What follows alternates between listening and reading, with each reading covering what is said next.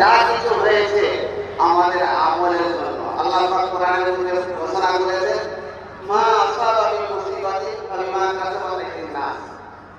মানুষ যা কিছু করে, আমরা যখন সুখ পাই তো আল্লাহ তাবারক ওয়া তাআলা বলেছেন যে তোমাদের সুখটা তোমাদের কৃত কর্মের ফল। আমরা যখন দুঃখিত হই আল্লাহ তাবারক ওয়া তাআলা বলেন এটা তোমাদের কাজের কর্মের বিনিময়।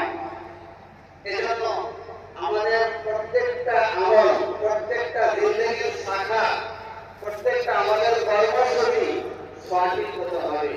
তার জন্য আমরা 1 মাস ধরে কিয়ামুল লাইল, সিয়াম সাধনা পালন করলাম, যাকাত দিলাম, ফিতরা দিলাম, গরিবদের প্রতি সহানুভূতিশীল হলাম, আপসের মধ্যে বাবা রাখলেন, এত আপদ এবং সমাজ বোধ এবং বিশ্বমানের একটা ভালোবাসার প্রীতি, ভালোবাসা আমরা বার্তা দিলাম।